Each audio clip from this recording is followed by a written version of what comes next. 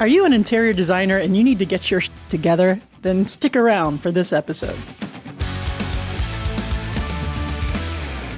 Hey there, and welcome to Design by Wingnut Social. I am your host, interior decorator Darla Powell. I almost forgot my name. And today's show, we are joined by Tonya Thomas of Team Delegate, and we're going to be discussing all things organization, systems and processes, management tools, virtual assistants. Are you going to be spending 2 hours a day opening your emails after this show? I certainly hope not. All right, I won't belabor you any longer. Let's get into my conversation with Tonya Thomas. Hey there, Tonya Thomas of Team Delegate. Welcome to the show. How the hell are you? I'm doing fantastic. Thanks for having me on. I'm delighted to have you on. This is like our third try. Third time's a charm. But finally, so you are of Team Delegate, right? So for the listeners, or actually for our YouTube viewers, just tell us really briefly who you are and who you help, and we'll dig in. Sure. I am, of course, Tonya Thomas. I'm the founder and CEO of Team Delegate. We are an executive virtual assistant company, and we work with small business owners and entrepreneurs to provide them with remote executive admin support services. Awesome. And who doesn't need that? We all need support as interior designers and architects and as podcast hosts. We may be talking after this episode, right? I need help. Okay. So let's just start from a very basic question. I mean, it seems kind of basic, but what are examples of systems and why are they even important for a business? Can't we just go out there and wing it? Oh, yes. Systems are super important for businesses because it creates consistency. So, and a lot of times we have systems and don't realize it. So, for example, if you have somebody who maybe does your calendaring, there's a system for how that goes about. The system could be that you're using Google Calendar or that you're using Outlook. Then the other system would be maybe you say, my assistant's copied on this email, she'll get you on my calendar. So that's your mini system there for that. Another example could be your onboarding. So if you have a particular way, certain documents that you send to your new clients, the way that maybe you use DocuSign or something like that to send it to them, so the system can consist of the tools that you're using and how you go about using those tools. That's your system. And so that's the reason that they're important because if you don't have any type of a system, then obviously, there's no organization there. And so we definitely want to be able to create those systems to help. So there might be some people listening to this and are like, oh my gosh, I have to get systems in order. But after hearing that explanation, they actually have a few. They're just maybe not organized. So let's talk about the organization side of that. So SOPs, right? Operational procedures. What does the S stand for? I forget. Standard. Thank you. I was a cop. You know what? I blocked it out. I was a cop for 18 years and it's probably PTSD. Okay. So how important are SOPs, standard operating procedures, and documenting those systems and procedures before we get into some project management tool, Rex and all that? Super important because one of the ways, for the main reason is, of course, it creates, like I mentioned earlier, organization. But then the other thing is, it's there in case you have turnover. Then that way, you're not utilizing your time to get somebody up to speed and trained again. A well-created standard operating procedure is something that you could use to help get people onboarded onto your team and then help them get up to speed with what they're doing. And you also, want to make sure that it's both written and visual because everybody learns differently. So for those people that are, written instructions may be helpful for some, but for other people, they may be a bit more visual and they need something tangible. So having maybe a little video added in for that as well. But then the other good thing about having the standard operating procedure is if there's something not quite right, as you're working through it and you're having issues in your company, maybe it's some sort of customer service issue. If you've got a standard operating procedure for how customer service issues are handled, then you can go back to that SOP and find that particular area and say, this little piece here is not working. What can we do to tweak it? And so consistency, onboarding, and then, helping to make sure that things run smoothly are the reasons to have them. So really, your standard operating procedures can be a living document, and they can evolve as your business evolves. That's what we do here at Wingnut Social. We have SOPs written, and I know Emily does a lot of video for training for new employees, and I'll do them sporadically, which you just reminded me, the ones that I have done for the podcast need to be added to the podcast SOP. So thank you for that. So I love that. And just to be clear, we're talking like a manual, like a book or something, and you could even relay those.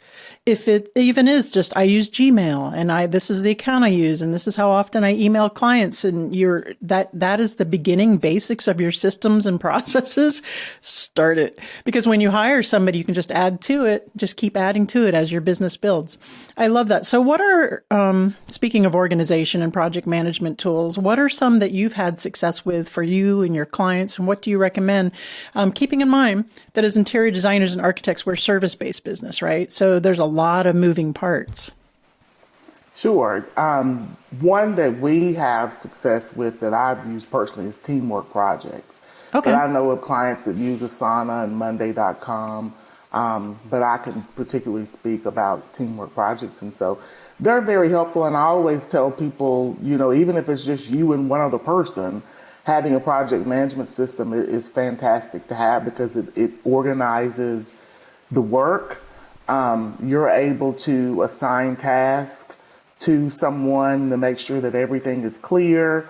You can also, if there's notes or anything like that, they can be added to notebooks so that there's a specific place where somebody can go back and look that up. But it just creates that sense of organization because when you're working together, and especially if it's remote, having that project management platform like that is definitely helpful in order to create that consistency and cohesion as you're working together virtually. Yeah, absolutely. Here at Wingnut, we use Asana a lot, and Emily Lisi is crazy about it. And when I was doing interior design, we used My Studio as for project management software. And, we couldn't live without it, that organization. So what do you feel? I know you use Teams. We use G Suite, the Google Suite, Google Workplace. I think it's what it's called now. What's your opinion on that versus Microsoft Teams? Can you contrast and compare just for personal selfish reasons? And you mean like the Google Suite? Is that what you're saying? Mm-hmm. Yeah, and I would say the difference is in terms of the project management platform and Google Suite. I think of Google Suites more to be able to collaborate real time in terms of obviously you can share Google Sheets, which are similar to Excel-like spreadsheets, and then the Word document in there, which is similar to Word. So the difference there is being able to collaborate real time with them, but you don't have the other functionalities of like time tracking or keeping up with milestones and things of that nature. I might have to check out Teams. Would Teams replace Asana, or do you use that in conjunction with Teams? No, it's teamwork projects because there's a difference. There's Microsoft Teams, and then I'm talking about teamwork projects. Oh, okay. That shows you how little I know about it. Okay, thank you for your input on that. So, as a principal interior designer or chief architect, that's a software, a head architect or CEO of your business, how involved do we as the founders and owners, CEOs need to be involved in all these Asanas and Teams and Googles and you name it? And I'll give you a spoiler alert. I don't use Asana myself at all. It's above me. It's above my pay grade. So yeah, I think using it is at the user's discretion because you could have it to where, for example, like with us, if you had an executive virtual assistant, that person can man it. Because they can create their own task. If you give them an assignment, maybe you email them what you want them to do or you tell them verbally, they can create their own task. And so they can also go in there and, do any messaging or notebooks or anything like that on their own. and then maybe you as the owner of the business, you have access to it to be able to view it. But that person can most certainly be the basically project manager of the software. So, again, that's just at I would say, your own discretion as to how involved you actually want to be and taking the time to learn something else, because you already have a lot on your plate. So, that's my take on that piece there. Well, my head creative Wingnut, Emily Lisi, she swears by Asana and she uses it. And I am really just like the weird, creepy uncle. I just go in there and just look and see what everybody and making sure everything is on top of things. Okay, so what? Some advice. What if because as creatives, right, we're really good at being visionaries and big picture people, and we're doing design, we're making rooms pretty and stuff. What are this might be overwhelming to interior designers who've started their own business. Like, I just want to make things pretty. What are some solutions if we're just really terrible at admin and we don't have that left brain firing up? Yeah, exactly. I know a lot of entrepreneurs are that way. Yeah.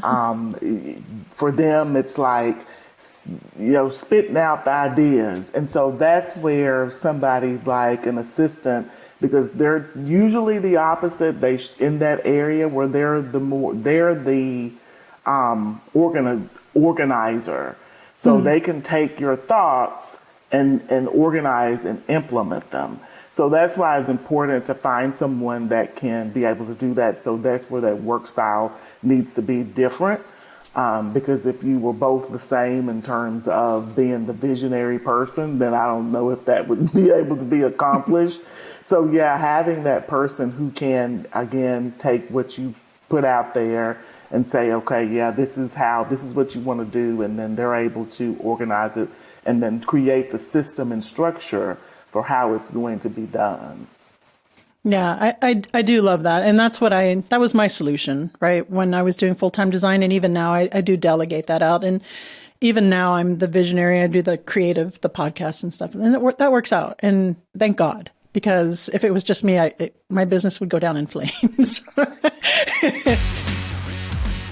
Is your interior design firm just so busy that you don't have any time to post on your own social media accounts? Are you at a loss with what to post? You have zero strategy? Well, then you need to give us a call. I am so happy with the Wingnut Social. I approached them because I had gotten a content strategy from another PR company and I didn't know what I was doing. And then I approached the Wingnut Social and they prepared a document so carefully with so many details and really just laid out everything for me. They told me how to rename my account, what to put in terms of the bio on Instagram, what hashtags to use. They analyzed my profile, they analyzed my competitors, and they basically told me what to do to increase my following. And it worked, and I'm very thankful. So thank you, Wingnut Social. Go to wingnutsocial.com and hit that Let's Chat button, and we can take that all off your plate so you can focus on what it is that you do best. And that's not digital marketing or social media, I'm going to guess, but it's designing for your actual clients. Focus on making that money and let us handle the rest, because that's what we do best. Give us a call at 786-206-4331 or wingnutsocial.com. All right, so you did mention, you did touch on remote employees, right? And your company, Team Delegate, you specialize in virtual assistants, right? Correct. Okay, so let's talk a little bit about the pros, and there might be some cons, right? In full transparency, of having a virtual assistant who you're delegating to do all these things versus just having a flesh and blood carbon-based life form in your design studio. How do we balance that out? Sure. The difference is in your needs. So if, for example, if you need someone, usually what I tell people, if you need someone at your beck and call 8 hours a day, 5 days a week, an employee is going to work for you, not a executive virtual assistant. So if you're someone, though, who doesn't need someone full time, but more like on a part-time basis, and you don't really care. And maybe your business, not all the time does your business have to be remote, because we have clients that have, non-virtual companies. But if you need someone not full-time, a few hours a month, then an executive virtual assistant would work for you. And so to me, that's the difference in the determining factor to decide which would work for you. Okay, so that's excellent advice, Tonya. And I imagine that if you have Asana and you have some of these systems and processes in place, your virtual assistants can certainly make that process more efficient, and time is money, right? As far as training them, so they can know exactly how you work, what it is that you want to do, and keep them accountable. Correct. And the other thing to keep in mind, because I've had people to say, well, I feel like is it something you just touched upon if you already have those things in place? But if you don't, then don't let that stop you from getting support by thinking that you have to have those things already in place, because a good assistant will be able to create the systems for you. Like I mentioned earlier, sometimes you already have them, you just don't realize it. So as they're working with you, they'll be able to help draw that out and kind of put those systems in place for you. And then if you don't have a project management platform, then a good assistant would be able to help research what works best for you, and then get it all set up and get it going. Because it's kind of like people, if you have ever had a housekeeper, sometimes people feel like they have to run around and kind of get organized before the housekeeper comes. This is the same way with an assistant. There's no need to do that, because of course that's counterproductive. So I just heard all of the Wingnuts breathe a collective sigh of relief, because I know that ain't none of them want to create their own systems and processes. So if you get an assistant good enough or capable enough that can take that off your hands. I mean, I even have that. And I was just like, that's so nice. So what would you tell that architect or interior designer who's maybe new to the business and they're like, that sounds delightful.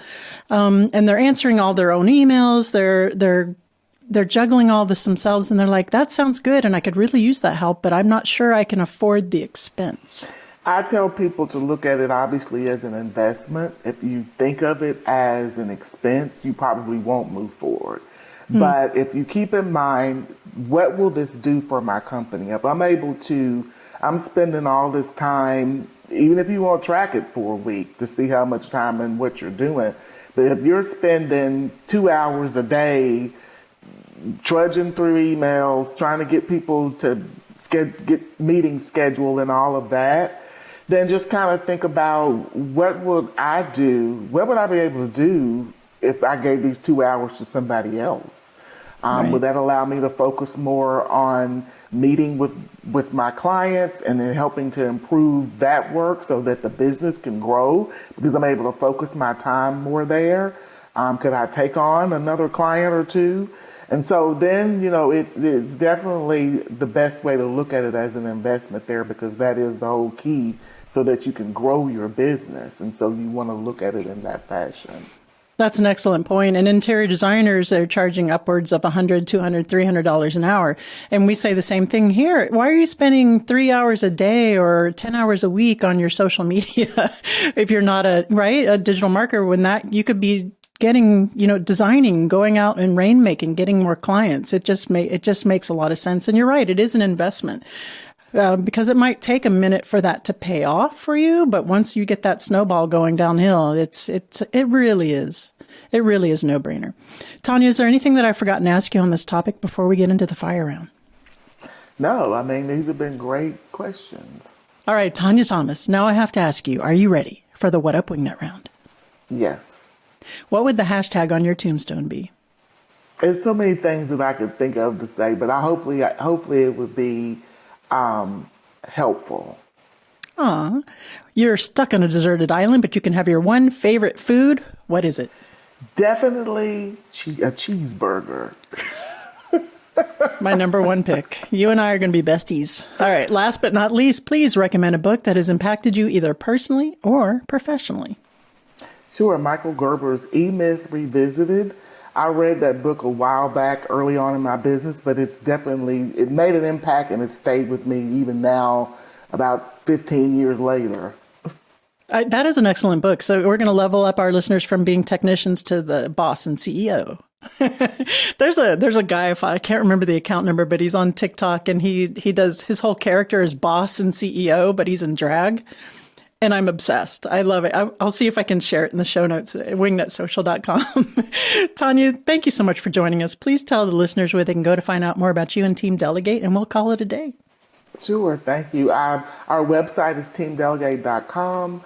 And then you can find me on LinkedIn, Tonya Thomas, or my podcast is Unbottleneck Your Business. Nice. All right. I'm going to go over and listen to your podcast. I'm going to leave you a 5-star review. Great. Thank you. All right. Thanks so much for joining us. Thank you for having me. You know, Tonya reminded me of something that I've kind of lost touch with. And am I the queen of delegation? Yeah, I kind of am. But, you know, I'm still checking my own emails a million frickin' times a day. I have not delegated that to anybody, and that takes a lot of time. Some of the littler things, I'd like to say I'm the queen of delegation, but maybe I'm not. There might be a little bit of control freak still going on there. So thank you, Tonya, for that reminder, for sure. Those are things I could definitely get off my plate. I might be giving you a call. So stay tuned. Stay tuned. Stay by the phone. All right, guys, that's it for this Wingnut Wednesdays episode. If you like this show, please leave us a review on whatever the hell you're listening to this on. Be sure to tell your friends, what the hell, tell your enemies, and like and subscribe on our YouTube channel, designed by Wingnut Social, so you can see us in all of our glory. You don't want to miss that. Remember, until next time, get out there, get uncomfortable, and be great.